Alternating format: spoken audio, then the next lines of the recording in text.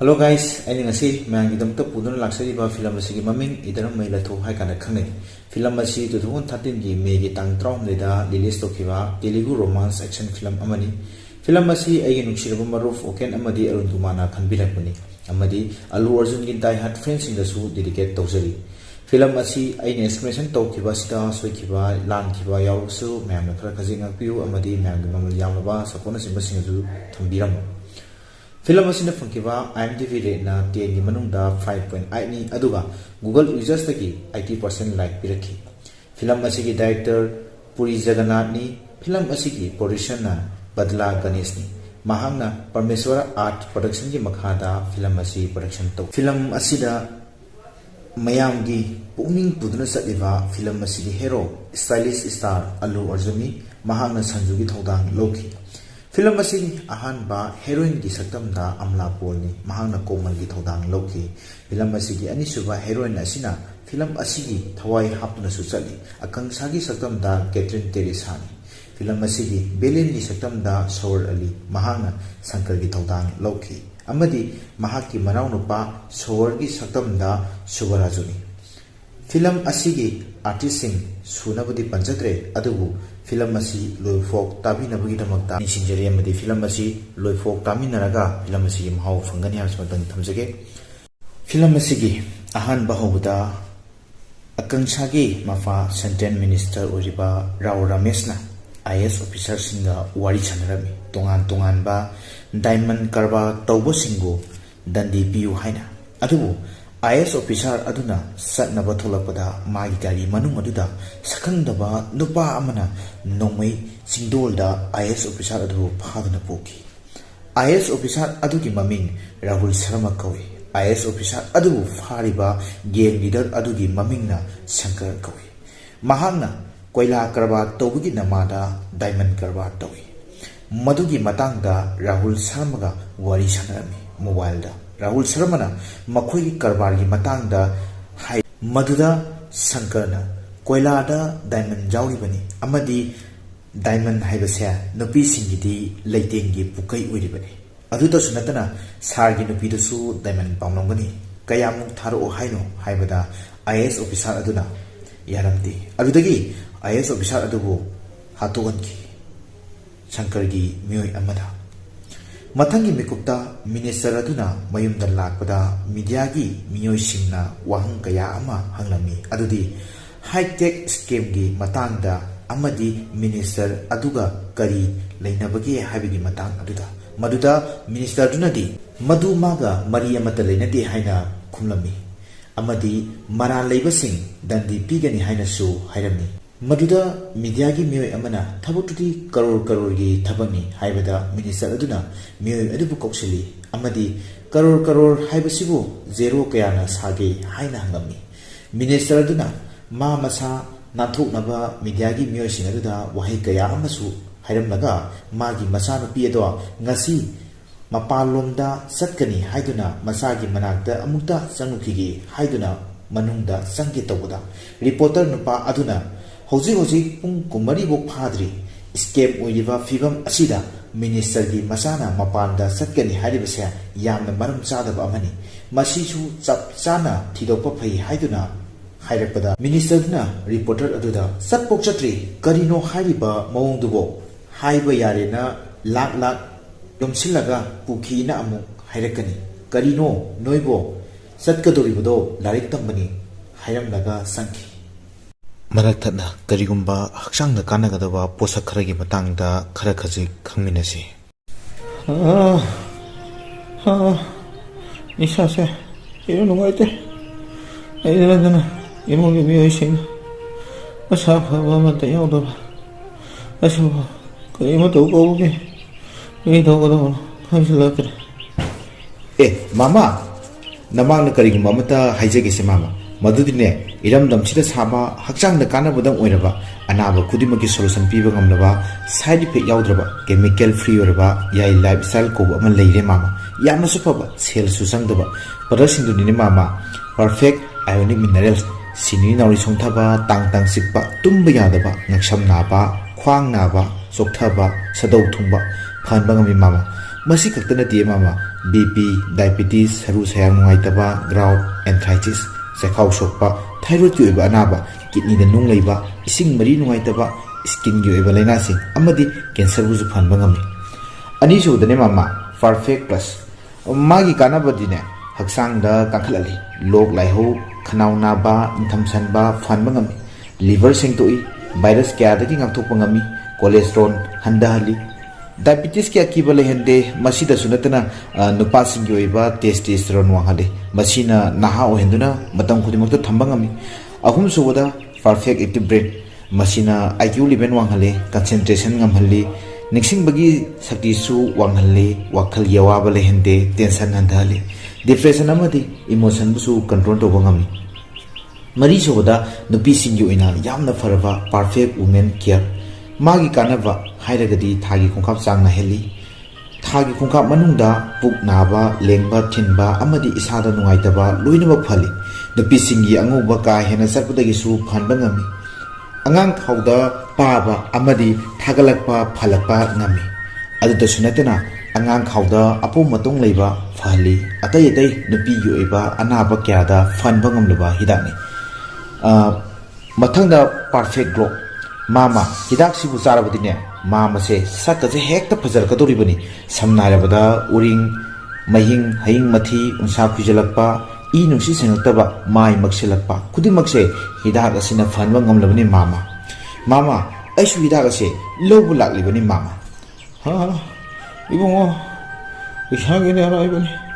와마세 나하고 있다고 하더래 이당또 그다이도 팡이 마무리해서 아무도 하려 내기 나이리 아이 하나 못해 싸우게 마마 시세시세 마기 모바일 넘버네 9383352107 넘버 ꯑꯁꯤꯗꯅꯦ ꯍꯦꯛꯇ ꯀꯣꯜ ꯇꯧꯁꯤꯜꯂꯣ ꯃꯉꯣꯟꯗꯅꯦ ꯂꯣꯏꯅ ꯂꯩꯔꯕꯅꯤ ꯃꯥꯃ ꯑꯩꯁꯨ ꯆꯠꯂꯒꯦ ꯃꯥꯃ ꯍꯤꯗꯥꯛ ꯑꯁꯦ ꯃꯥꯃ ꯑꯗꯨꯛꯀꯤ ꯃꯇꯤꯛ ꯀꯥꯟꯅꯕꯅꯤꯀꯣ ꯃꯥꯃ ꯑꯃꯨꯛꯇꯪ ꯇ꯭ꯔꯥꯏ ꯇꯧꯕꯤꯌꯨ ꯅꯝꯕꯔꯗꯣ ꯃꯥꯃ ꯑꯩ ꯑꯃꯨꯛꯇꯪ ꯍꯥꯏꯔꯛꯀꯦ ꯑꯃꯨꯛꯇꯪ ꯏꯁꯜꯕꯤꯌꯣ ꯃꯥꯃ 9383352107 ꯃꯤꯅꯤꯁꯇꯔ ꯑꯗꯨꯒꯤ ꯃꯆꯥꯅꯨꯄꯤ ꯃꯁꯛ ꯃꯇꯧ ꯐꯖꯈ꯭ꯔꯕꯤ ꯑꯀꯪꯁꯥ ꯃꯥꯒꯤ ꯄꯣꯠꯆꯩ ꯀꯌꯥ ꯑꯃ ꯃꯥꯒꯤ ꯇ꯭ꯔꯥꯚꯦꯂꯔ ꯁꯨꯠꯀꯦꯁ ꯑꯗꯨꯗ ꯍꯥꯞꯆꯤꯜꯂꯗꯨꯅ ꯂꯩꯔꯝꯃꯤ ꯃꯆꯥꯅꯨꯄꯤꯅ ꯕꯦꯒ ꯃꯌꯥꯝ ꯑꯃ ꯄꯦꯛ ꯇꯧꯁꯤꯜꯂꯝꯕꯗꯨꯗ ꯃꯌꯥꯝꯅ ꯃꯉꯣꯟꯗ ꯍꯥꯏꯅꯔꯤꯉꯩꯁꯤꯗ ꯅꯪꯒꯤ ꯕꯦꯒ ꯃꯌꯥꯝꯁꯤꯅ ꯍꯦꯟꯅ ꯆꯤꯡꯅꯔꯅꯤ ꯍꯥꯏꯅ ꯍꯥꯏꯔꯝꯃꯤ ꯑꯗꯨꯕꯨ ꯃꯤꯅꯤꯁꯇꯔꯒꯤ ꯃꯆꯥꯅꯨꯄꯤ ꯑꯗꯨꯁꯨ ꯅꯥꯏꯇꯣꯝ ꯌꯥꯎꯖꯕꯅꯤ ꯃꯥꯅ ꯍꯥꯏꯔꯛꯏ ꯀꯅꯥꯅꯕꯨ ꯀꯔꯤ ꯍꯥꯏꯗꯣꯏꯅꯣ ꯑꯩꯁꯦ ꯃꯤꯅꯤꯁꯇꯔꯒꯤ ꯃꯆꯥꯅꯦ ꯃꯤꯅꯤꯁꯇꯔꯒꯤ ꯑꯗꯨꯁꯨ ꯅꯥꯏꯇꯣꯝ ꯌꯥꯎꯖꯕꯤ ꯍꯥꯏꯅ ꯃꯇꯝ ꯈꯨꯗꯤꯡ ꯑꯀꯪꯁꯥ ꯑꯉꯥꯡ ꯑꯃꯒꯨꯝ ꯂꯩꯖꯕꯤ ꯅꯨꯄꯤꯅꯤ ꯑꯀꯪꯁꯥ ꯌꯨꯔꯣꯞꯇ ꯃꯍꯥꯛ ꯁꯥꯏꯀꯣꯂꯣꯖꯤꯗ PG ꯇꯧꯕ ꯂꯥꯛꯈꯤ ꯃꯍꯥꯛꯅ 4th Avenue 594ꯒꯤ ꯔꯦꯟ ꯍꯥꯎꯁ ꯑꯗꯨꯒꯤ ꯃꯐꯝ ꯌꯧꯔꯕ ꯃꯇꯝꯗ ꯃꯍꯥꯛꯅ ꯃꯥꯒꯤ ꯁꯨꯠꯀꯦꯁ ꯑꯗꯨꯕꯨ ꯍꯥꯡꯒꯦ ꯇꯧꯕꯗ ꯃꯥꯒꯤ ꯇꯦꯗꯤ ꯕꯤꯌꯔ ꯑꯗꯨꯗ ꯈꯪꯂꯒ ꯃꯍꯥꯛ ꯂꯩꯃꯥꯏꯗ ꯇꯥꯔꯝꯃꯤ ꯃꯇꯝ ꯑꯗꯨꯗ ꯃꯥꯒꯤ ꯀꯥꯗꯨꯒꯤ ꯐꯃꯨꯡꯗꯨꯒꯤ ꯃꯈꯥꯗ ꯕꯣꯛꯁ ꯑꯃ ꯎꯔꯝꯃꯤ ꯑꯗꯨꯗꯒꯤ ꯃꯍꯥꯛꯅ ꯊꯤꯟꯗꯕ ꯇꯧꯗꯅ ꯔꯦꯟ ꯍꯥꯎꯁ ꯑꯗꯨꯒꯤ ꯃꯄꯨ ꯑꯣꯏꯔꯤꯕꯤ ꯅꯨꯄꯤ ꯑꯗꯨꯗ ꯍꯪꯂꯨꯏ ꯃꯗꯨꯗ ꯅꯨꯄꯤ ꯑꯗꯨꯅ ꯍꯥꯟꯅ ꯃꯃꯥꯡꯗ ꯂꯩꯔꯝꯕ ꯃꯤꯒꯤꯅꯤ ꯀꯔꯤꯝꯇ ꯇꯧꯔꯣꯏ ꯑꯗꯨꯝ ꯊꯝꯃꯣ ꯍꯥꯏꯅ ꯍꯥꯏꯔꯛꯂꯝꯃꯤ ꯑꯗꯨꯗꯒꯤ ꯑꯀꯪꯁꯥꯅ ꯃꯃꯥꯗ ꯃꯍꯥꯛ ꯃꯐꯝ ꯑꯗꯨꯗ ꯌꯧꯔꯦ ꯌꯥꯝꯅ ꯅꯨꯡꯉꯥꯏꯔꯦ ꯍꯥꯏꯅ ꯍꯥꯏꯔꯛꯂꯝꯃꯤ ꯐꯣꯟ ꯑꯗꯨꯗ ꯑꯗꯨꯒ ꯃꯃꯥ ꯑꯗꯨꯗ ꯃꯍꯥꯛꯅ ꯍꯥꯟꯅ ꯂꯩꯔꯝꯕ ꯃꯤꯅ ꯊꯝꯂꯝꯕ ꯀꯥꯔꯇꯨꯟ ꯕꯣꯛꯁ ꯑꯃ ꯂꯩꯔꯝꯃꯤ ꯃꯁꯤꯁꯦ ꯍꯥꯡꯗꯣꯛꯂꯒ ꯌꯦꯡꯗ꯭ꯔꯒꯗꯤ ꯃꯍꯥꯛ ꯇꯨꯝꯐꯝ ꯆꯥꯐꯝ ꯑꯃꯠꯇ ꯈꯪꯂꯔꯣꯏ ꯍꯥꯡꯗꯣꯛꯇꯨꯅ ꯌꯦꯡꯒꯦ ꯍꯥꯏꯅ ꯃꯃꯥꯗꯨꯗ ꯍꯥꯏꯔꯝꯃꯤ ꯑꯗꯨꯗꯒꯤ ꯑꯀꯪꯁꯥꯅ ꯕꯣꯛꯁ ꯑꯗꯨꯕꯨ ꯍꯥꯡꯗꯣꯛꯇꯨꯅ ꯃꯁꯤꯕꯨ ꯅꯨꯄꯤꯒꯤꯔ ꯅꯨꯄꯥꯒꯤꯔ ꯍꯥꯏꯅ ꯕꯣꯛꯁ ꯑꯗꯨꯗꯒꯤ ꯄꯣꯠꯆꯩ ꯂꯧꯊꯣꯛꯂꯒ ꯌꯦꯡꯕ ꯍꯧꯔꯛꯂꯝꯃꯤ ꯃꯇꯝ ꯑꯗꯨꯗ ꯕꯣꯛꯁ ꯑꯗꯨꯗꯒꯤ ꯅꯨꯄꯤꯒꯤ ꯕ꯭ꯔꯥ ꯑꯃ ꯂꯧꯊꯣꯛꯏ ꯃꯗꯨꯗꯒꯤ ꯕꯣꯛꯁ ꯑꯗꯨ ꯅꯨꯄꯤꯒꯤꯅꯦ ꯍꯥꯏꯅ ꯈꯪꯈꯤ ꯑꯃꯗꯤ ꯅꯨꯄꯤ ꯑꯃꯒꯤ ꯐꯣꯇꯣ ꯑꯃ ꯂꯧꯊꯣꯛꯏ ꯐꯣꯇꯣ ꯑꯗꯨꯕꯨ ꯌꯦꯡꯂꯒ ꯐꯖꯩ ꯍꯥꯏꯅ ꯍꯥꯏꯔꯛꯂꯝꯃꯤ ꯑꯃꯗꯤ ꯅꯨꯄꯤ ꯑꯗꯨꯒꯤ ꯃꯇꯥꯡꯗ ꯃꯍꯥꯛ ꯈꯪꯅꯤꯡꯕꯅ ꯍꯦꯜꯂꯗꯨꯅ ꯕꯣꯛꯁ ꯑꯗꯨꯗ ꯑꯌꯥꯎꯕ ꯕꯣꯏ ꯑꯃ ꯂꯧꯊꯣꯛꯂꯒ ꯌꯦꯡꯂꯝꯃꯤ ꯃꯗꯨꯗ ꯅꯨꯄꯤ ꯑꯗꯨꯒꯤ ꯃꯃꯤꯡ ꯀꯣꯃꯜ ꯀꯧꯏ ꯍꯥꯏꯕꯁꯤꯁꯨ ꯈꯪꯈꯤ ꯑꯀꯪꯁꯥꯅ ꯑꯃꯗꯤ ꯕꯣꯛꯁ ꯑꯗꯨꯗ ꯌꯥꯎꯔꯝꯕ ꯑꯉꯥꯡꯕ ꯃꯆꯨꯒꯤ ꯗꯥꯏꯔꯤ ꯑꯃꯕꯨ ꯎꯔꯝꯃꯤ ꯑꯃꯗꯤ ꯗꯥꯏꯔꯤ ꯑꯗꯨꯕꯨ ꯂꯧꯊꯣꯛꯂꯒ ꯄꯥꯕ ꯍꯧꯔꯛꯂꯝꯃꯤ ꯗꯥꯏꯔꯤ ꯑꯗꯨꯗ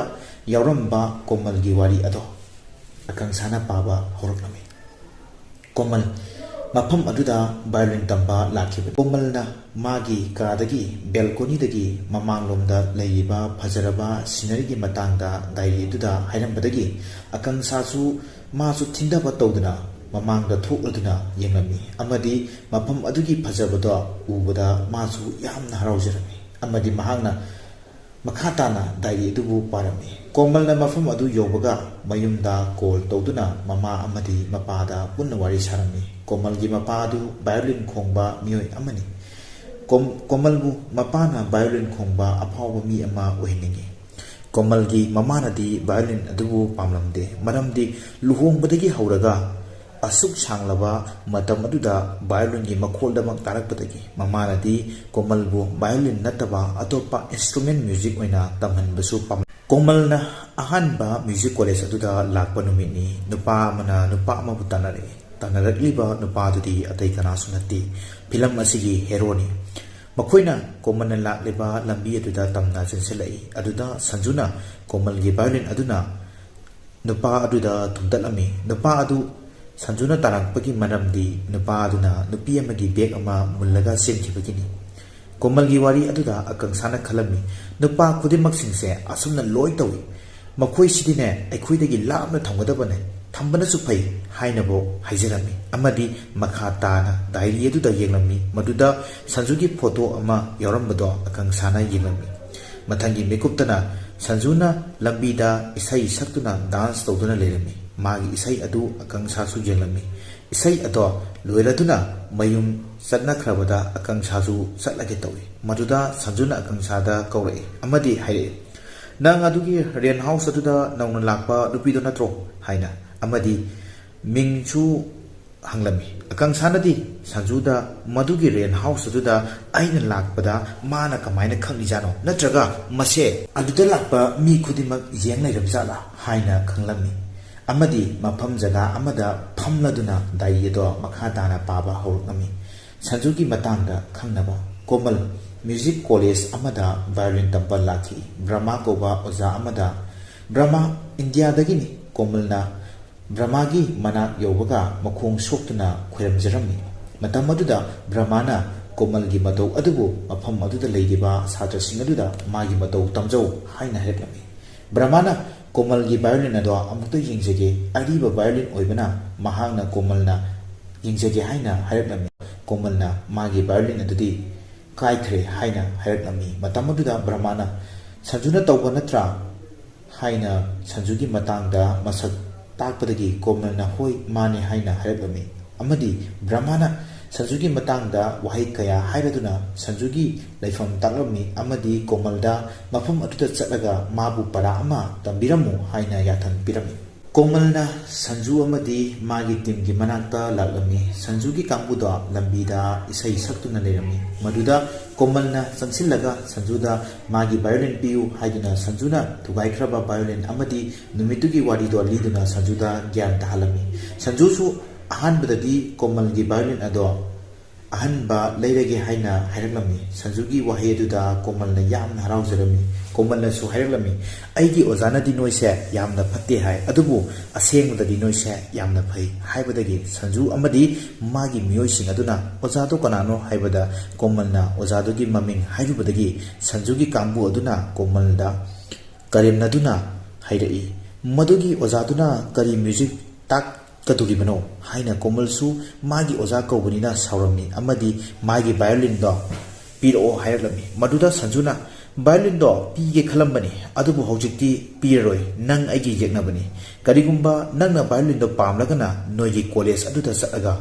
ꯑꯩꯈꯣꯏ ꯑꯣꯖꯥꯁꯦ ꯃ꯭ꯌꯨꯖꯤꯛꯀꯤ ꯃꯔꯝꯗ ꯀꯔꯤꯁꯨ ꯈꯪꯗꯕ ꯃꯤꯅꯤ ꯍꯥꯏꯅ ꯃꯌꯥꯝ ꯃꯥꯡꯗ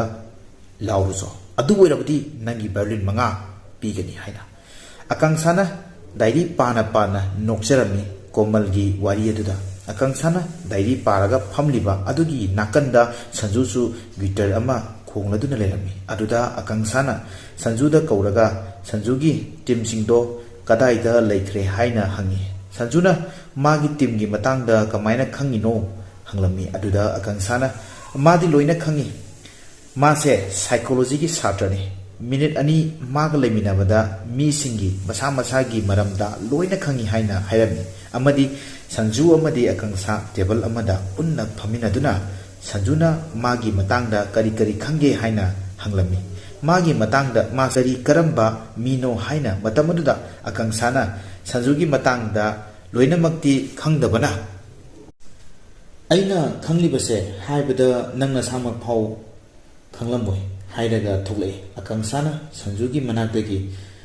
Akangsa yamna chamjaba angang macha amagum leiba nupi amani mahangna diary amukta club paramde mate tamak parami mahangna diary do makha tana amuk paba hauklami komalna magi ojada Sanjuna tawrokpado tamlubadagi Sanjugi manakda Brahma yamna sauna lakhi amadi Sanju amadi Brahma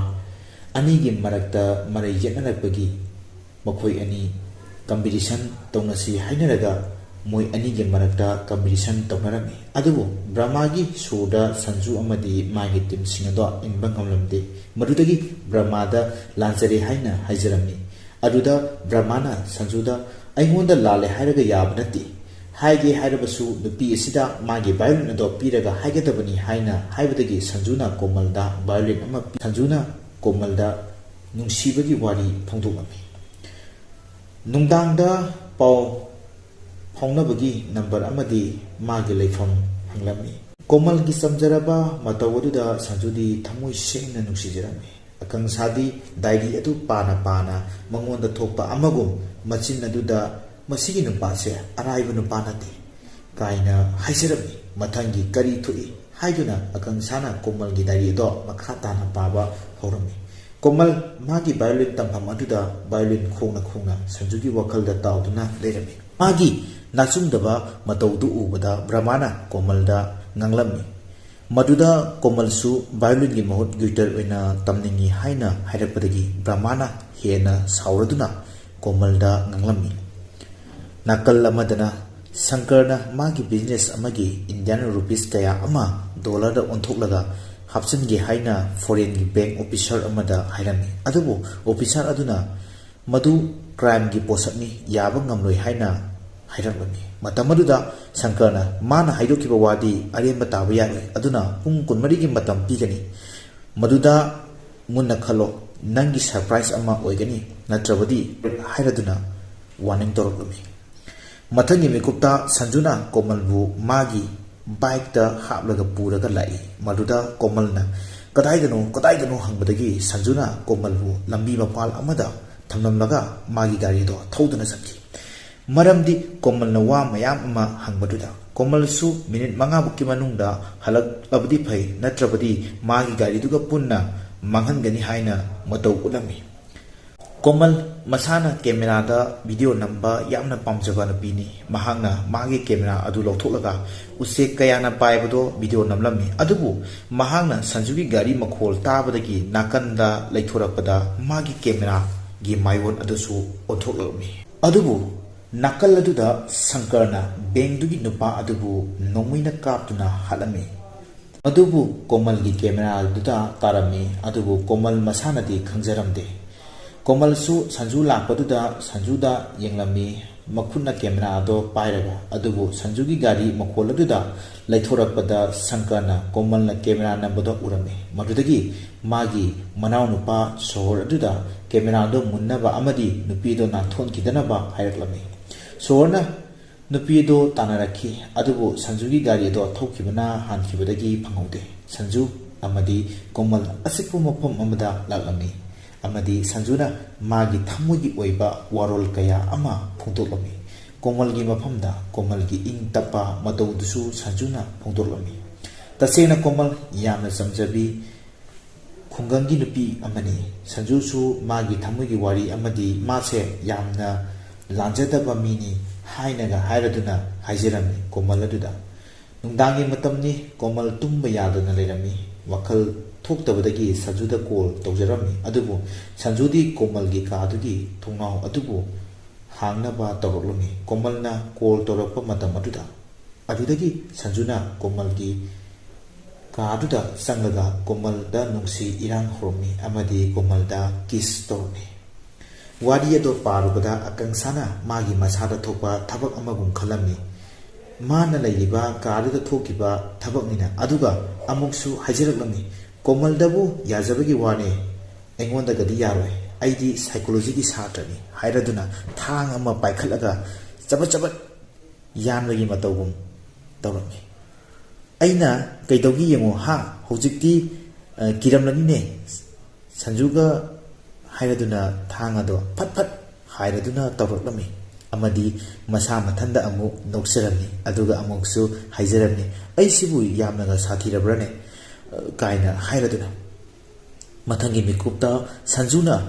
ꯃꯃꯥꯏ ꯃꯃꯤꯠ ꯈꯨꯝꯖꯤꯜꯂꯗꯨꯅ ꯂꯝꯕꯤꯗ ꯂꯩꯔꯝꯕ ꯅꯨꯄꯥ ꯑꯅꯤꯕꯨ ꯐꯨꯔꯝꯃꯤ ꯅꯨꯄꯥ ꯑꯃꯗꯤ ꯅꯣꯡꯃꯩꯅ ꯀꯥꯞꯇꯨꯅ ꯍꯥꯠꯂꯝꯃꯤ ꯑꯃꯅ ꯆꯦꯟꯈꯤ ꯁꯟꯖꯨꯅ ꯀꯟꯅ ꯇꯥꯟꯅꯔꯛꯏ ꯑꯗꯨꯕꯨ ꯆꯦꯟꯈꯤꯕ ꯅꯨꯄꯥꯗꯨꯗꯤ ꯑꯗꯨꯃꯛ ꯐꯪꯂꯝꯗꯦ ꯑꯗꯨꯗꯒꯤ ꯁꯟꯖꯨꯅ ꯃꯥꯒꯤ ꯒꯥꯔꯤ ꯑꯗꯣ ꯇꯣꯡꯂꯒ ꯆꯠꯀꯦ ꯇꯧꯕꯗ ꯑꯀꯪꯁꯥꯅ ꯃꯃꯥꯡꯗꯒꯤ ꯍꯥꯏꯔꯛꯂꯝꯃꯤ ꯑꯩꯅ ꯅꯪꯒꯤ ꯃꯇꯥꯡꯗ ꯂꯣꯏꯅꯃꯛ ꯈꯪꯂꯦ ꯍꯥꯏꯅ ꯑꯗꯨꯗ ꯁꯟꯖꯨꯅ ꯌꯥꯝꯅ ꯄꯥꯈꯠꯅ ꯀꯔꯤꯅꯣ ꯈꯪꯂꯤꯕꯁꯦ ꯍꯥꯏꯅ ꯍꯪꯂꯝꯃꯤ ꯑꯗꯨꯕꯨ ꯑꯀꯪꯁꯥꯅ ꯍꯥꯏꯔꯛꯏ ꯑꯩꯁꯨ ꯈꯪꯉꯤꯅꯤ ꯅꯪꯁꯦ ꯌꯦꯡꯕꯗ ꯑꯐꯕ ꯃꯥꯜꯂꯁꯨ ꯃꯅꯨꯡꯗꯗꯤ ꯄꯨꯔꯥ ꯕꯗꯃꯥꯁꯅꯤ ꯅꯨꯄꯤ ꯀꯌꯥ ꯅꯪꯒꯤ ꯒꯥꯔꯤꯗ ꯑꯩꯒꯨꯝꯕꯤ ꯐꯖꯕꯤ ꯅꯨꯄꯤ ꯀꯌꯥ ꯍꯥꯞꯇꯨꯅ ꯅꯨꯡꯗꯥꯡꯗꯒ ꯀꯥꯗꯒ ꯆꯪꯂꯗꯅ ꯇꯧꯕꯗꯣ ꯍꯥꯏꯅ ꯑꯗꯨꯗ ꯁꯟꯖꯨ ꯄꯥꯈꯠꯄꯗꯣ ꯐꯔꯝꯃꯤ ꯑꯃꯗꯤ ꯃꯈꯥ ꯇꯥꯔꯝꯃꯤ ꯅꯪ ꯁꯤ ꯃꯌꯥꯝꯁꯦ ꯀꯃꯥꯏꯅ ꯈꯪꯂꯤꯅꯣ ꯍꯥꯏꯅ ꯃꯗꯨꯗ ꯑꯀꯪꯁꯥꯅ ꯑꯩꯁꯦ ꯁꯥꯏꯀꯣꯂꯣꯖꯤꯒꯤ ꯁꯥꯇ꯭ꯔꯅꯦ ꯁꯥꯏꯀꯣꯂꯣꯖꯤ ꯍꯥꯏꯔꯤꯕꯁꯦ ꯁꯥꯏꯟꯁꯅꯦ ꯁꯥꯏꯟꯁ ꯅꯪꯅ ꯈꯪꯂꯣꯏ ꯑꯗꯨꯗ ꯁꯟꯖꯨꯅ ꯍꯥꯟꯅꯗꯤ ꯅꯪꯁꯦ ꯌꯥꯝꯅ ꯀꯤꯔꯝꯃꯦ ꯑꯗꯣ ꯐꯔꯦ ꯁꯤꯒꯤ ꯋꯥꯔꯤꯁꯦ ꯀꯅꯥꯝꯇꯗ ꯍꯥꯏꯗꯣꯛꯄꯤꯒꯅꯣ ꯂꯣꯟꯅ ꯇꯨꯃꯤꯟꯅ ꯊꯝꯕꯤꯌꯨ ꯑꯩ ꯊꯤꯜꯂꯝꯂꯒꯦ ꯍꯥꯏꯔꯒ ꯑꯀꯪꯁꯥꯕꯨ ꯃꯥꯒꯤ ꯔꯦꯟꯠ ꯍꯥꯎꯁ ꯑꯗꯨ ꯇꯝꯅ ꯁꯟꯖꯨꯅ ꯊꯤꯜꯂꯛꯈꯤ ꯃꯗꯨꯗ ꯔꯦꯟꯠ ꯍꯥꯎꯁ ꯑꯗꯨꯒꯤ ꯍꯟꯅꯨꯕꯤ ꯅꯨꯄꯤ ꯑꯗꯨꯅ ꯍꯥꯟꯅꯅ ꯀꯣꯃꯜꯕꯨ ꯊꯤꯜꯂꯛꯄꯅꯦ ꯍꯧꯖꯤꯛꯅ ꯅꯪ ꯑꯃꯨꯛ ꯌꯥꯝꯅ ꯂꯥꯏꯕꯛ ꯐꯕ ꯅꯨꯄꯥꯅꯤ ꯍꯥꯏꯅ ꯍꯥꯏꯍꯧꯏ ꯑꯀꯪꯁꯥꯅ ꯃꯈꯥ ꯇꯥꯅ ꯗꯥꯏꯔꯤ ꯄꯥꯕ ꯑꯃꯨꯛ ꯍꯧꯔꯛꯂꯝꯃꯤ ꯀꯣꯃꯜꯅ ꯃꯐꯝ ꯑꯃꯗ ꯚꯤꯗꯤꯑꯣ ꯅꯝꯗꯨꯅ ꯂꯩꯔꯤꯉꯩ ꯁꯣꯍꯣꯔꯅ ꯀꯣꯃꯜꯗ ꯃꯥꯒꯤ ꯃꯤꯡ ꯍꯪꯂꯝꯃꯤ ꯑꯃꯗꯤ ꯅꯪꯁꯦ ꯀꯔꯤꯒꯨꯝꯕ ꯑꯃꯕꯨ ꯍꯦꯛꯇ ꯎꯔꯕꯗꯤ ꯚꯤꯗꯤꯑꯣ ꯍꯦꯛꯇ ꯅꯝꯕ꯭ꯔꯥ ꯑꯗꯨꯕꯨ ꯋꯥꯈꯜꯗꯗꯤ ꯀꯔꯤꯒꯨꯝꯕ ꯑꯃꯠꯇ ꯇꯧꯗꯕ꯭ꯔꯥ ꯅꯪꯁꯦ ꯀꯅꯥꯒꯨꯝꯕ ꯃꯤꯑꯣꯏ ꯑꯃꯅ ꯀꯤꯗꯅꯦꯞ ꯇꯧꯒꯅꯤ ꯍꯥꯏꯕꯁꯤꯗꯤ ꯍꯥꯏꯔꯒ ꯀꯣꯃꯜꯕꯨ ꯐꯥꯅꯕ ꯕꯦꯜ ꯑꯃꯗ ꯄꯨꯈꯠꯀꯦ ꯇꯧꯏ ꯑꯗꯨꯗ ꯁꯟꯖꯨ ꯂꯥꯛꯂꯗꯨꯅ ꯀꯣꯃꯜꯕꯨ ꯐꯥꯍꯜꯂꯝꯗꯦ ꯃꯤꯀꯨꯞ ꯑꯗꯨꯗꯒꯤ ꯀꯣꯃꯜꯒꯤ ꯊꯃꯣꯏꯗ ꯁꯟꯖꯨꯅ ꯃꯥꯒꯤ ꯑꯥꯔꯃꯤꯅꯤ ꯍꯥꯏꯅ ꯈꯟꯖꯈꯤ ꯑꯃꯗꯤ ꯁꯟꯖꯨꯅ ꯒꯦꯡ ꯀꯌꯥꯁꯤꯡ ꯑꯗꯨꯒ ꯄꯥꯟꯅꯔꯝꯃꯤ ꯁꯟꯖꯨꯅ ꯒꯦꯡꯁꯤꯡ ꯑꯗꯨꯕꯨ ꯐꯨꯅ ꯐꯨꯅ ꯍꯥꯏꯔꯛꯏ ꯍꯨ ꯑꯥꯔ ꯌꯨ ꯑꯃꯗꯤ ꯑꯃꯃꯝꯇꯪ ꯑꯣꯏꯅ ꯄꯥꯟꯅꯗꯨꯅ ꯁꯟꯖꯨꯅ ꯃꯊꯪ ꯃꯊꯪ ꯂꯣꯏꯁꯤꯜꯂꯝꯃꯤ ꯁꯟꯖꯨꯅ ꯃꯌꯥꯝ ꯑꯗꯨꯕు ꯂꯣꯏꯁꯤꯜꯂꯛꯄ ꯑꯗꯨꯗ ꯁꯣꯋꯥꯔꯁꯨ ꯕꯦꯠ ꯑꯃꯗ ꯇꯣꯡꯗꯨꯅ ꯁꯟꯖꯨꯗ ꯃꯨꯟꯅ ꯌꯦꯡꯂꯝꯂꯒ ꯆꯠꯈꯤ ꯁꯟꯖꯨꯅ ꯀꯣꯃꯜꯗ ꯃꯣꯏꯁꯤ ꯀꯅꯥꯅꯣ ꯍꯥꯏꯅ ꯍꯪꯂꯝꯃꯤ ꯃꯇꯝ ꯑꯗꯨꯗ ꯀꯣꯃꯜꯗꯤ ꯈꯪꯗꯕꯅꯤꯅ ꯈꯪꯗꯦ ꯍꯥꯏꯅ ꯈꯨꯝꯃꯤ ꯃꯇꯝ ꯑꯗꯨꯗ ꯁꯟꯖꯨꯅ ꯃꯣꯏꯅ ꯅꯪꯕꯨ ꯐꯥꯕ ꯂꯥꯛꯄꯅꯤ ꯁꯣꯏꯕꯗꯒꯤ ꯐꯥꯕ ꯅꯠꯇꯦ ꯀꯣꯃꯜꯅ ꯑꯩꯅ ꯀꯔꯤ ꯈꯪꯒꯦ ꯅꯪꯅ ꯂꯥꯎꯔꯤꯗꯣ ꯍꯥꯏꯅ ꯍꯥꯏꯔꯛꯂꯝꯃꯤ ꯃꯇꯝ ꯑꯗꯨꯗ ꯁꯟꯖꯨꯅ ꯑꯩꯅ ꯂꯥꯎꯔꯤꯕꯁꯤꯡ ꯑꯁꯦ ꯃꯔꯝ ꯅꯪ ꯈꯪꯗꯕ꯭ꯔꯥ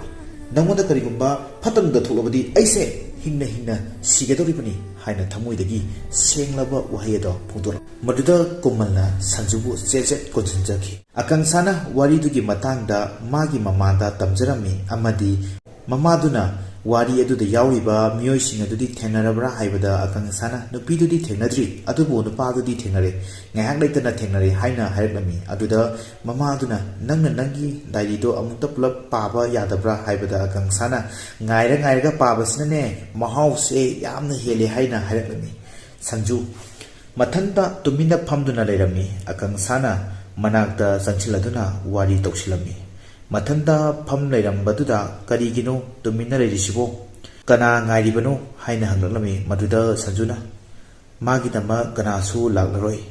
ꯍꯥꯏꯅ ꯈꯨꯝꯃꯤ ꯑꯀꯪꯁꯥꯅ ꯃꯥꯕꯨ ꯒꯤꯇꯔ ꯇꯝꯕꯤꯌꯨ ꯍꯥꯏꯅ ꯁꯟꯖꯨꯗ ꯍꯥꯏꯔꯛꯂꯝꯃꯤ ꯁꯟꯖꯨꯅ ꯅꯣ ꯍꯥꯏꯅ ꯍꯥꯏꯔꯛꯂꯝꯃꯤ ꯋꯥꯔꯤ ꯃꯈꯥ ꯇꯥꯔꯗꯨꯅ ꯑꯀꯪꯁꯥꯅ ꯍꯥꯏꯔꯛꯂꯝꯃꯤ ꯅꯪ ꯈꯪꯗꯕ꯭ꯔꯣ ꯅꯨꯄꯥꯁꯤꯡꯗꯒꯤ ꯅꯨꯄꯤꯁꯤꯡꯅ ꯅꯨꯡꯁꯤꯕꯒꯤ ꯃꯇꯥꯡꯗ ꯃꯥꯡꯖꯤꯟ ꯊꯥꯏ ꯍꯥꯏꯕꯁꯦ ꯋꯥꯍꯩ ꯑꯗꯨꯗ ꯁꯟꯖꯨꯅ ꯍꯧꯒꯠꯂꯗꯨꯅ ꯀꯔꯤ ꯍꯥꯏꯕ ꯅꯪꯒꯤꯗꯣ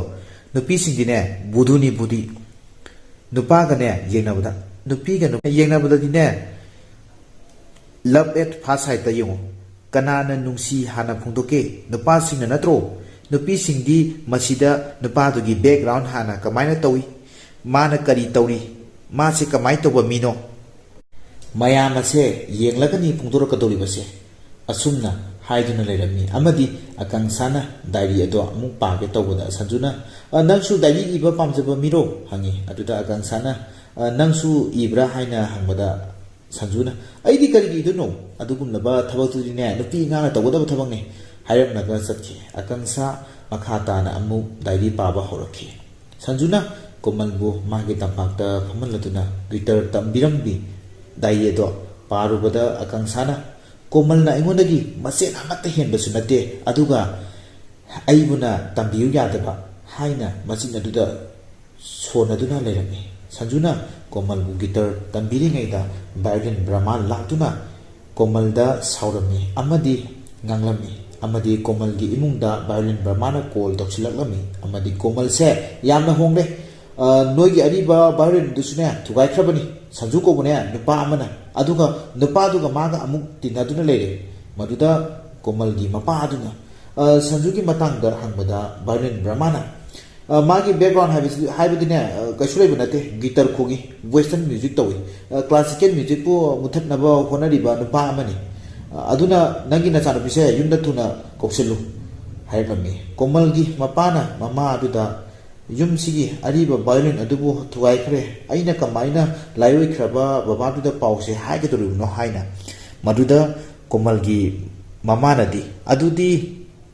nangsu ada kakhalo aduga hairuro haina matamaduda komalgi mapaduna aduda natiye nachanu pido sursu ole hai maduda komalgi mamaduna madugi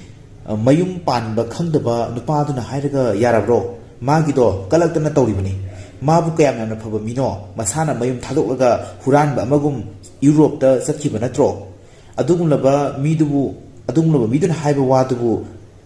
hairaduna mama aduna mapada hairlami brahmasu komalgi mamagi wahaido tabadagi phonado komalda sinarami aduda mamana kanano nupado haina machanu pi aduda hanglami aduda komalna yamna phaba nupane guitar khongba aphawba mini haina su haijirami aduda mama aduna nang adugi damak karinta khalurano nupadugine detail tharo nogi ahal laman singdugi matangda noina makhangalo nogi na paje unaba chalangi haina aduga mapa aduda napadugi ahal komalgi mapa magi mamana khara khajik ngamjaba mioi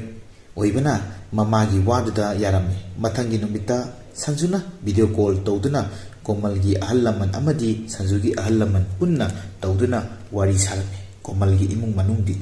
sa sadabani machana pidusu sa sadanaba su haijarami imung manung animakna komal amadi sanjugi nungsinabdusu yarami imung animaksu magi apamba amadi macha singi nungai yaifanaba pumnamakna afabani hainasu sanjugi imungna khangalami amadi komalgi mapa sahi nimfu hena bargain khonge mabusu Padma Shri award phanganbiu hairlami sanjugi mapada da sanjugi mapana kanu honage phangle haina su khallo haina hairlami amadi makhut soknaraduna asep mari ulami madudagi sanju amadi komalgi thamoigi oiba isai ama saklami isai adu loiraba matung komalna magi diary-da sanjugi matangda karigumba isange tawringaida call ama laki akangsana diary do parakpada diary aduda makha karigumba amata iramdre akangsana diary adugi laimai kaya adubu phakali adubu makhadi amata iramdre tasengna akangsadi khangningbana lantaknarami moi anigi matangda kari thokragai luhongkhrabra natragana kaidokhrabajano haina madudagi akangsana sanjugi manakta laki sanjusu hidden tafum amada tumina mathanda famlaga leirami maduda akangsana sanjuda komal kadaida lei haina hangami amadi mana ngahandagi parakpa diary adugi matangdusu phongdoklami mahangna komal kaidokhrage nakhoi ani gi marakta kari tokhi wari makha kamaina tawkhibano diary dugi yaramdre haina akangsana hangbada sanjuna wari singado liraki masak khangdaba call adudagi sanjudo accident thopadagi hospital da leire condition jamna lure haiduna Dr. Stephen haiba amana Hilton Hospital dagi komalda call toksilaki komaldi yamna pakhat aduna centuraki adugo mana centurapaduda sanjuna nakanda leptuna koraki aduda komalna wa haiba nang jingaida komalbu phaduna puki Shankargi Manaunupa Kambuduna. Komalna Magi Wasaptagi live attest Haraki, Sanjugi Ponda, Somdana, Suwarna, video footage adu Kana Kanada Thaki, Hairatuna Komalda, Damki Dauklami, Amadi Purami, Sanjuna Mapam Adu York Nova Matamda, Suwarna, Komalgi, Puksheta, Tang Tinjali, Adudagi, Sanjuna, Mayam Aduga, Panarami, Amam Damwena, Sanjusu, Mina Laksa Yadaba, Nupahamani, Komaldi, Makada, Hiptaraduna Lerami, Aduda, Suwarna, Magi Tang, Makada, Tadar Aduna, Komalgi Pukshe Aduda, Tinkiba Mapum Adumaktada, Tangado, Junjilami. Danjada, Sanjuda, Mayamna, Pudarami, Somdana, Komalna, Yamna Wana Sanjubu Kojari, Sanju, Wakalamada, Laibana, Mayamduna Pubagi, Sena Pau, Panglamde, Madudagi Sanjuna, Mayamadu Masing Tiri, Amadi, Amata Lemna Taroi Haina, Ingitawaki, Amadi, Mayamadu, Tangama, Pairaga, Amam Dam Wina, Sabat, Chok, Tiladuna, Amam Dam Wina, Loshilaki. Amata Lemna Taramde, Tangaduna, Jump, Leladuna, Chok, Tinjali, Loshinki, Asumna, Suarsu, Sanjuna, Jump, Tangaduna, Nokudado, Lentataduna, Mangaksham Aduda, Tangaduna, Lenjalami. Amadi, Sanjuna Lekalaka Amuk, Suargi, Shamaduda, Tiliba Tang Aduda, Atamnana, Gig Ama, Tajilamki. Sanjuna, Komalbu, Pangkotcharami, Amadi, Wari Aduda, Loshilami, Liba. Nundang Ama, Sanjuna Bar Club, Amada, Magi Twitter Adu, Tawaga Lerami. Mayamadusu, Magi Twitter Adugi Suraduda, Luina Mangaurami, Amadi, Twitter Adu, Komba Lurapada, Mayamado, Luina Hanakre. Adabu, Akang Sadi Halamde, Amadi, Komaldo, Gaido Prake, Ay Mag Unaba Pami, Ma Katai Delay, Haina Hanumani, Sanju, Mapira, Sielaga, Haire, Mahak Satkre, Mahak Laitre, Mahak Sikre, Moina Hapikre, Aiki Kamalbo, Haina Haraki. Akang Sa, Oina, Daidi Iba, Horaki, Tasena, Sanjuna Layliba, Mong Aduda, Mahak Mateng Tawa Pamki, Sanjugi Manakta, Naksilaga, Magi Awabado, Kuhangani Haina, Akang Sana Irame. Akang Sana, Magi, Mamada, Mana Pariba, Daidi Adugi, Yauba, Komaladu, Kanagumba, Singna, Hatupikre, Haina Harkami. Akang Sagi Wahi Aduda, Mapana, Nangna Pariba, Wari Dubu Asem Brane, Natragana, Asemba, Wari Natabida Sumnagi Warida Hambada. Akang Sana, Asembani Haina Harkami. Maduda, Mapana, Ibema, Punchi Habasidine, Masini, Apama Potine, Tungdaba Habase, Aduna, Nangaina, Karishuto Manatini,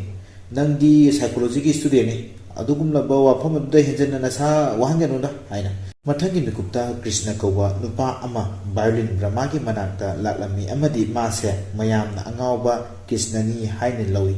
Adubu, Amukta, Panview, Hairaduna, Violin Brahmagi Manakta, Latlami. Maduda, Violin Brahmana Suha, Adu the Karisula Banate, Magi Isagi Sur, Ani Humda, Dum Pagani Haina Haradami. Adudagi Krishnana, Guru Dakinani Hairaduna, Yamna Hot Wabi, Nupiama, Pishalami, Violin Brahmada, Amadi, Magi Gib Achibu, section of Tambiu, Haina, Hayam Nagasaki, Matangi Mikuptana, Akang Sana, Sanjuna, Hawalak Tingaida, Magi, Hanagi music band, Dominaramba, Mamana sing Dubu, Pulak. Punna Puraki, Amadi, Magi music band, Amuk Honaba, Hairaduna Kangsana Kanna, Haibadagi, Sanjusu, Yarami, Amadi, Magi Mahu Sagum, Atumak, Say Sakuda, Horokla. Matangi Mikupta, Kisnana Amuk, Violin Brahma, Mabu, Lying Bio, Haiduna, Laklami, Maduda, Violin Brahmana, Kongba, Horoknami, Violin Ado, Amadi, Violin Brahmana, Magi, Anaba se, Mana Lying Ba, Pararoi Haibadagi, Krishna, Mana Piramba, Gipto Piro, Hairakami, Maduda, Violin Brahmana, Madingarang Atopa, Miyamaga, Message Tanaraga, Adamuk Satkre, Haibada, Krishna, Madu Yarwe, Hairaduna, Violin Brahmada, Wa Haiduna Lami. Sinamadana, Akang Sana, Tolakpada, Mioy Karana, Akang Sada, Karankarami, Tanzaduda, Sanjusul Lagami, Sanjuna Kang Sabu, Makutuna, Nupa Singadudagi, Magi Makuladuna, Hydolokami, Mamanga, Komalda, Taukibaduga, Sapmanana, Nupa Singduna, Sanjuki Mako Adubu, Tugaigani Haina, Hairabi, Ligli and Maparaga, Matamaduda, Sanjuna, Pare, Tugaibirose, Hairaduna, Magi Makokto, Nundarami, Tanzaduda, Akansana Sanjuda, I love you haina hairami maduda sanjuna kari haiba amtaga hairo haibadagi akangsana amu I love you haina hairami maduda sanjuna kari gi kamdauna hangi maduda akangsana masida ngangningai kari lege karigumba magi nungsibadugi manakta magi bodyguard amasu phanglabadi kari mathau taribagi haina matamaduda akangsada taran torokpa nupa singdo marol khangdaba amadi bodyguard ka palapududagi satki sanjuna nangna ingonda nungsi haribudo makoi singsidagi nathunabagi haiba natro haina hairami maduda akangsana aigi timing phangbadagi haibani nangi dairi pana aise angawbini haibado oire ama aise central minister gi mazana pini haina masana masabu masak taksidamre kari oini nang khanjau aina haiba yadrabadi haina su sanjuda magi wafamado haibami sanjudi magi wafamado karimta ayaba piramdana satki mathangi mikupta sankarda narasima kauba mioi amana call torki business tominaraga sel kharaktabagi matangda adubu sankarna nupaduda oina onsilaga saujilami amadi nupaduda damki toksinki adudagi amu sankarna magi manaw nupa koma da leibudo kamaina tawre doctor na kari hairi haina phone tawraduna magi mi amada hanglami tasengna sankarna manaw nupa adubu nungsibagi call tawbudi nate magi sel kaya ama manaw nupa tawraga thongkiba adu khangdabadagini mathangi mikupta sanjuna soharna leiriba hospital aduda lakaduna hospital adudagi mahaku puthoknaba tawlami aduda police sing lakpadagi sanju chenki pau adubu sankarda pau piraklami adubu kanana tawbuno haibadi sankarsu khanglamdi aduda hospital adudagi pau pirakliba nupa aduna soharbu atopa mafam amada thamse haina hairai maduda sankarna anati mahak aduda adumak thamgadabani mahak asi noni se soidamak lakani yamna thuna aduda yengase haiplami somnana krishnana violin brahmada magi violin sudo yavti mana pikiba dakina do hanto hairatuna leirami amuksu mikup amadana akangsana bar club amada sanjugi timsing adubu ju konglami amadi sanjuda nungsi wa phungdolami sanjuna di akangsabu pamlamde akangsana su sanjuda nangna laithokningba laitho aigi nungsibada nang soidana luplakani aina su nangbo thadoi hainabo phungdolami naba mayamduna su akangsagi supporter leirami sanjuda namdana pek ani pithakladuna magi thamoi joy tawnaba su honaroklami mamanaba amadi akangsa amadi isai tawraduna jagoi saraduna enjoy torami yu phana thaklabasu sanjudi komalnatana napi amata nungsi ko ulamdi maduda akangsana sanjubu phamalaga sanjugi nungsiba du phoroknabagi damakta nungsibagi inot hapa hoklami maduda akangsana madi mathana chapakire magi me mukhinbiu haina hairaklami maduda akangsana ren house aduda sanjubu puduna laki amadi diary aduda akangsana mana sanjubu tapna nungsijarapagi matangta isilami adubu sanjugi machindagidi komal haina adum sonjarami aduda su akangsana sanjugi mamai aduda thajali aduga hairaklami akangsa ko akangsa haina hairaklami nong alaklabo matamda akangsana magi fruit kado machet khara segaraduna mabu nungdangda izat mangan bikre haina leira aduda sanjuna nungdangdo mana yu ngawbunina komalni khalaga karan tobu oramnani adubu hojikti nang ai yanaraga phajana gyan tana pangtholase ngarangiludi gyan men takhidre aduna ngasidi nangi apambagi makhada tawse haina sanjuna akangsada dab ama tawsili maduda akangsana nungdangdo nangonda karimta tawde haina haidoraki amadi sanjuna madugumlaba drama do mangonda sangoi haina hairamnaga satke tawda akangsana aina tawbidabani karigumba aina tawlabadi nang karisu tawba ngamloi haina haidai matamaduda sanjuna nafisa amta seselo inglani hairamnaga satke mathangi mikuptana krishnana singsek amanda violin brahmabu puduna lai amadi man electric shock tawba yaba karen chatpa masai ani pairaduna violin brahmada kamal hasan gi jagoi salame aduda krishna na su jagoi do salame tanjaduda brahmana electric shock do krishna aduda singhalame somdana sankarna magi manaw nupagi manakta lakamniba mioi do india ni haina hairamami amadi mahangna sanjuda karigumba khara ꯇꯧꯈꯤꯕꯒꯤ ꯃꯃꯤ ꯑꯃ ꯅꯤꯡꯁꯤꯡꯂꯝꯃꯤ ꯑꯃꯗꯤ ꯊꯕꯛꯁꯦ ꯃꯍꯥꯛꯅ ꯇꯧꯔꯝꯒꯅꯤ ꯍꯥꯏꯕꯒꯤ ꯆꯤꯡꯅꯕ ꯑꯗꯨ ꯐꯣꯡꯗꯣꯛꯂꯝꯃꯤ ꯀꯣꯜ ꯇꯧꯔꯛꯂꯗꯨꯅ ꯅꯨꯄꯥ ꯑꯃꯗ ꯑꯗꯨꯕꯨ ꯁꯪꯀꯔꯅ ꯁꯟꯖꯨꯗ ꯀꯔꯤ ꯇꯧꯈꯤꯕ ꯍꯥꯏꯕꯗꯨꯗꯤ ꯃꯈꯥ ꯇꯥꯅ ꯚꯤꯗꯤꯑꯣ ꯑꯁꯤ ꯌꯦꯡꯂꯒ ꯈꯪꯕꯤꯒꯅꯤ ꯁꯟꯖꯨꯁꯨ ꯅꯨꯄꯥ ꯑꯗꯨꯒꯤ ꯃꯅꯥꯛꯇ ꯃꯃꯥꯏꯗ ꯃꯥꯛꯁ ꯑꯃ ꯈꯨꯝꯖꯤꯜꯂꯗꯨꯅ ꯂꯥꯛꯈꯤ ꯇꯟꯖꯥ ꯑꯗꯨꯗ ꯑꯀꯪꯁꯥꯅꯁꯨ ꯁꯟꯖꯨꯒꯤ ꯃꯅꯥꯛꯇ ꯂꯥꯛꯈꯤ ꯑꯃꯗꯤ ꯅꯪꯅ ꯈꯜꯂꯤꯕꯁꯦ ꯃꯥꯛꯁ ꯎꯠꯂꯕꯗꯤ ꯅꯪꯒꯤ ꯅꯁꯛ ꯈꯪꯂꯔꯣꯏꯁꯤꯔꯥ ꯍꯥꯏꯔꯒ ꯃꯥꯛꯁ ꯑꯗꯣ ꯆꯤꯡꯊꯔꯝꯃꯤ ꯁꯟꯖꯨꯗꯤ ꯀꯔꯤꯒꯨꯝꯕ ꯃꯤꯁꯟ ꯑꯃꯒꯤꯗꯃꯛꯇ ꯂꯥꯛꯄꯅꯤ ꯑꯗꯨꯕꯨ ꯑꯀꯪꯁꯥꯅꯗꯤ ꯈꯪꯗꯕꯅꯤꯅ ꯁꯟꯖꯨꯗ ꯒꯦ ꯈꯟꯕ ꯊꯕꯛ ꯑꯗꯨꯗ ꯑꯌꯦꯠꯄ ꯑꯣꯏꯅ ꯊꯣꯛꯈꯤ ꯑꯃꯗꯤ ꯃꯥꯒꯤ ꯃꯃꯤꯡ ꯍꯣꯡꯂꯦ ꯀꯣꯃꯜ ꯍꯥꯏꯅ ꯀꯧꯔꯦ ꯍꯥꯏꯅꯁꯨ ꯍꯥꯏꯔꯛꯂꯝꯃꯤ ꯑꯗꯨꯕꯨ ꯁꯟꯖꯨꯅ ꯑꯀꯪꯁꯥꯗ ꯃꯥꯒꯤ ꯃꯇꯨꯡ ꯏꯟꯅꯔꯛꯀꯅꯨ ꯁꯤꯗ ꯂꯩꯔꯝꯃꯨ ꯍꯥꯏꯔꯝꯂꯒ ꯁꯟꯖꯨ ꯅꯨꯄꯥ ꯑꯗꯨꯒꯤ ꯃꯅꯥꯛꯇ ꯂꯥꯛꯂꯝꯃꯤ ꯑꯃꯗꯤ ꯑꯃꯨꯛꯀꯤ ꯀꯤꯛꯇ ꯅꯨꯄꯥ ꯑꯗꯨꯕꯨ ꯂꯣꯏꯁꯤꯜꯂꯝꯃꯤ ꯇ꯭ꯔꯦꯟ ꯑꯃꯒꯤ ꯃꯅꯨꯡꯗ ꯑꯃꯗꯤ ꯅꯨꯄꯥ ꯑꯗꯨꯗꯒꯤ ꯃꯣꯕꯥꯏꯜ ꯑꯃ ꯂꯧꯊꯣꯛꯂꯒ ꯀꯔꯤꯒꯨꯝꯕ ꯑꯃ ꯌꯦꯡꯒꯦ ꯇꯧꯔꯤꯉꯩꯗ ꯑꯀꯪꯁꯥꯅ ꯄꯨꯂꯤꯁ ꯑꯃ ꯄꯨꯔꯛꯇꯨꯅ ꯃꯁꯤꯅꯤ ꯅꯨꯄꯥꯗꯣ ꯍꯥꯏꯅ ꯇꯥꯛꯂꯝꯃꯤ ꯁꯟꯖꯨꯗꯤ ꯑꯍꯥꯟꯕꯗ ꯌꯥꯝꯅ ꯄꯥꯈꯠꯂꯝꯃꯤ ꯑꯗꯨꯕꯨ ꯄꯨꯂꯤꯁ ꯑꯗꯨꯒꯤ ꯍꯦꯟꯀ꯭ꯔꯐ ꯑꯗꯨꯅ ꯂꯧꯊꯣꯛꯂꯒ ꯁꯟꯖꯨꯒꯤ ꯃꯈꯨꯠꯇ ꯄꯨꯟꯁꯤꯜꯂꯝꯃꯤ ꯑꯃꯗꯤ ꯃꯥꯁꯦ ꯃꯥꯒꯤ ꯃꯄꯥꯅ ꯑꯇꯣꯞꯄ ꯅꯨꯄꯥꯗ ꯂꯨꯍꯣꯡꯒꯗꯧꯔꯦ ꯃꯥꯒꯤ ꯊꯃꯣꯏ ꯃꯁꯛ ꯈꯪꯗ꯭ꯔꯤꯕ ꯀꯔꯤꯒꯤꯅꯣ ꯑꯇꯣꯞꯄ ꯅꯨꯄꯥꯒ ꯑꯦꯡꯒꯦꯖ ꯇꯧꯔꯔꯁꯨ ꯅꯪꯕꯨ ꯅꯨꯡꯁꯤ ꯍꯥꯏꯅ ꯃꯥꯒꯤ ꯊꯃꯣꯏꯗꯒꯤ ꯋꯥꯔꯤꯗꯣ ꯐꯣꯡꯗꯣꯛꯂꯝꯃꯤ ꯑꯃꯗꯤ ꯌꯥꯝꯅ ꯐꯖꯔꯕ ꯁꯥꯊꯤꯀ ꯂꯣꯏꯅꯅ ꯏꯁꯩ ꯑꯃ ꯁꯛꯂꯛꯂꯝꯃꯤ ꯃꯊꯪꯒꯤ ꯃꯤꯀꯨꯞꯇ ꯁꯪꯀꯔꯒꯤ ꯐ꯭ꯂꯦꯛꯁꯇ ꯃꯥꯒ ꯂꯨꯍꯣꯡꯒꯅꯤ ꯇꯧꯔꯤꯕ ꯑꯀꯪꯁꯥꯒ ꯁꯟꯖꯨꯒ ꯅꯝꯃꯤꯟꯅꯕ ꯐꯣꯇꯣ ꯃꯌꯥꯝ ꯑꯃ ꯊꯥꯖꯤꯜꯂꯛꯈꯤ ꯃꯗꯨ ꯎꯔꯨꯕꯗ ꯃꯥꯅꯦ ꯃꯁꯤꯒꯤ ꯅꯨꯄꯥꯁꯤꯅꯦ ꯃꯥꯅ ꯀꯔꯝꯅ ꯍꯧꯖꯤꯛ ꯐꯥꯎꯕ ꯁꯤꯔꯝꯗ꯭ꯔꯤꯕꯅꯣ ꯍꯥꯏꯅ ꯍꯥꯏꯔꯛꯂꯝꯃꯤ ꯁꯪꯀꯔꯅ ꯃꯤꯀꯨꯞ ꯑꯃꯗꯅ ꯑꯀꯪꯁꯥꯅ ꯃꯥꯒꯤ ꯃꯄꯥꯗ ꯀꯣꯜ ꯇꯧꯔꯛꯂꯒ ꯃꯍꯥꯛ ꯁꯟꯖꯨ ꯄꯥꯝꯃꯤ ꯃꯥꯅ ꯃꯥꯒꯤ ꯊꯃꯣꯏꯅꯨꯡꯗ ꯂꯩꯈ꯭ꯔꯦ ꯍꯥꯏꯅ ꯍꯥꯏꯔꯛꯂꯝꯃꯤ ꯃꯄꯥꯗꯨꯗꯤ ꯋꯥ ꯑꯃꯠꯇ ꯍꯥꯏꯔꯝꯗ꯭ꯔꯦ ꯑꯗꯨꯕꯨ ꯃꯃꯥꯅꯗꯤ ꯅꯪꯕꯨ ꯉꯥꯎꯔꯕ꯭ꯔో ꯊꯥ 4ꯗ ꯉꯥꯏꯔꯕ ꯂꯨꯍꯣꯡꯒꯗꯧꯔꯤꯕ ꯑꯁꯤꯗ ꯅꯪꯅ ꯉꯥꯡꯂꯤꯕꯗꯣ ꯅꯄꯥꯒꯤ ꯃꯥꯏ ꯀꯔꯤꯁꯨ ꯌꯦꯡꯗ꯭ꯔꯕ꯭ꯔꯥ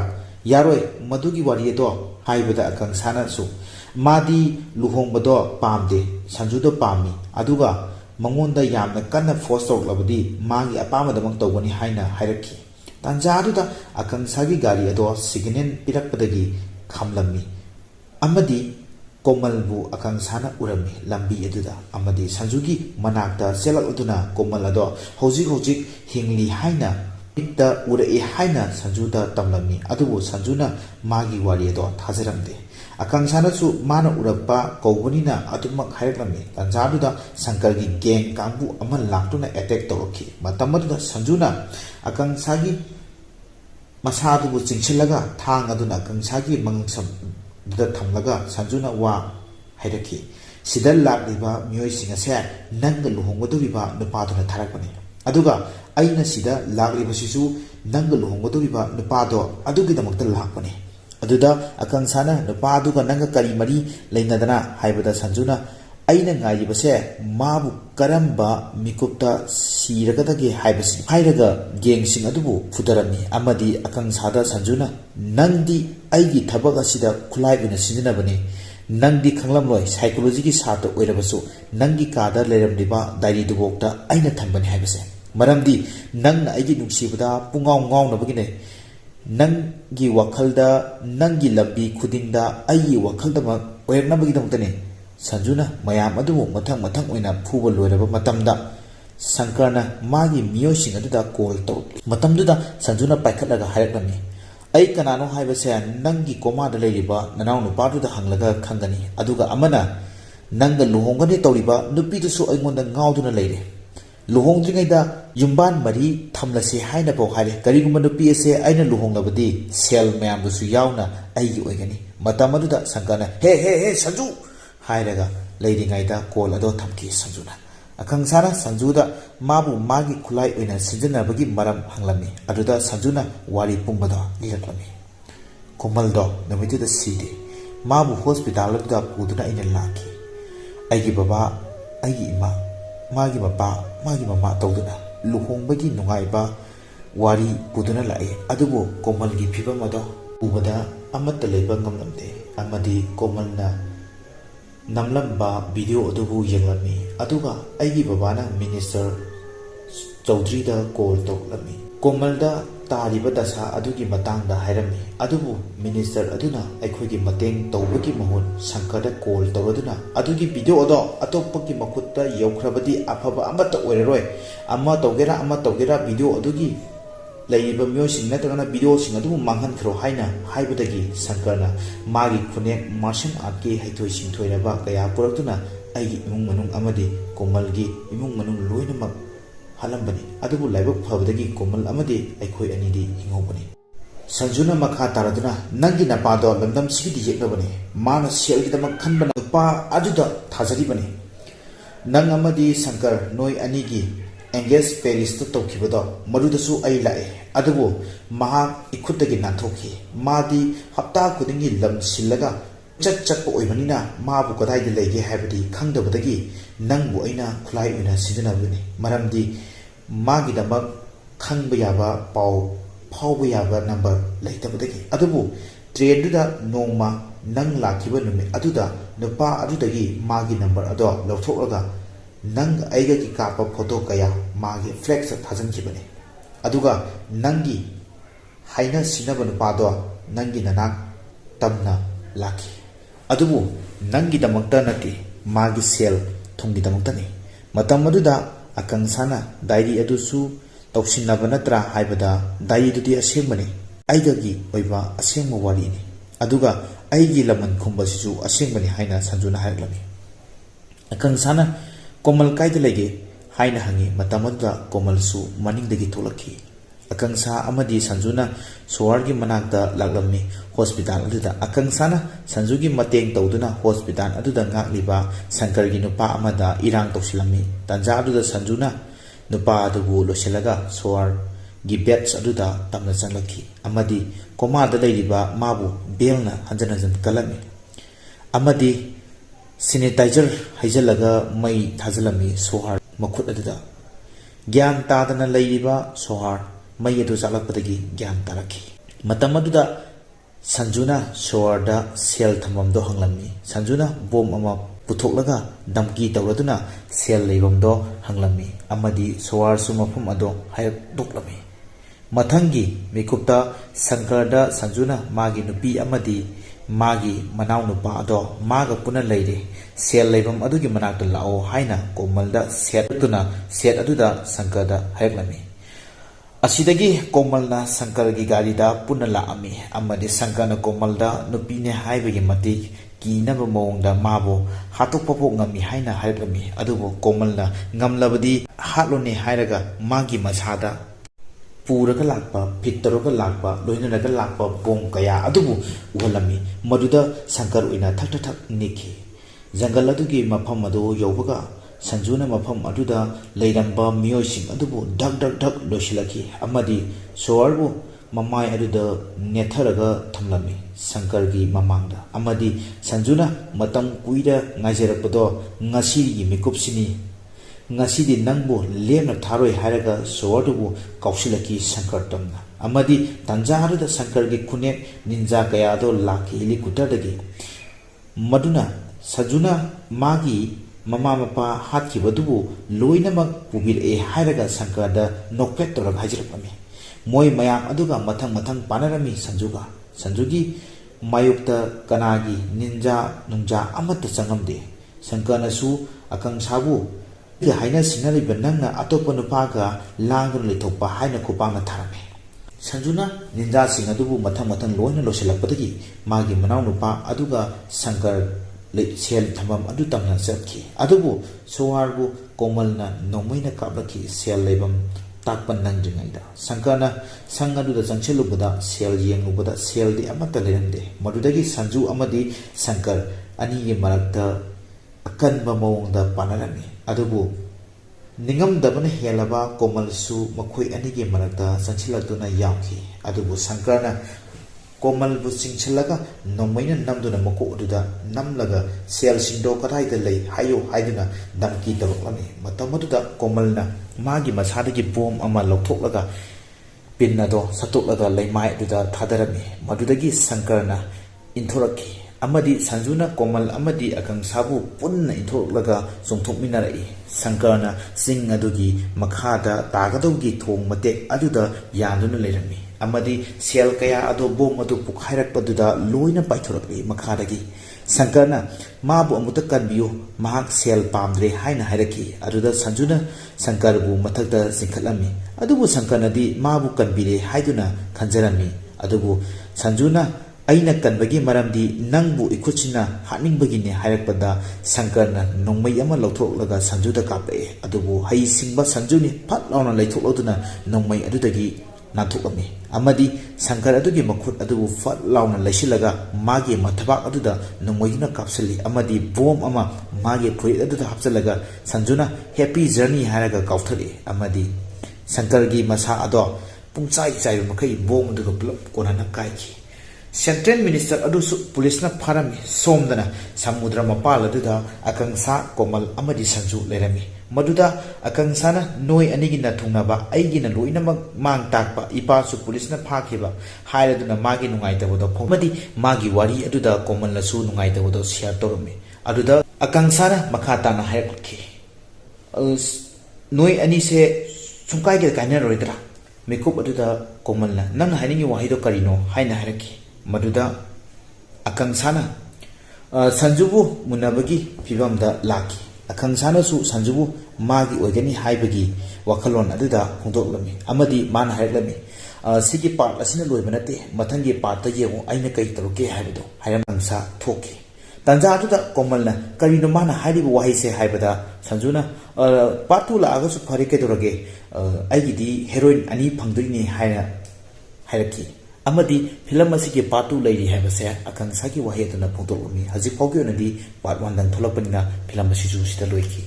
aigi nuksijaraba biosing asidang hanwa tabiba oitaragadi mathangi video sinu thinganabagi damangta subscribe toksin biramo aduna yengudamang jengbiramlaga subscribe tobiramdabana aigi thamoidasu nungaitaba madi phahore mayamna nuksibiduna channel asibuju support tobiyo amadi mayamgi mamal yamlaba subscribe like button su nambiramo haibasum thamjake mathangi film da mayam punna thinginasi thagasagi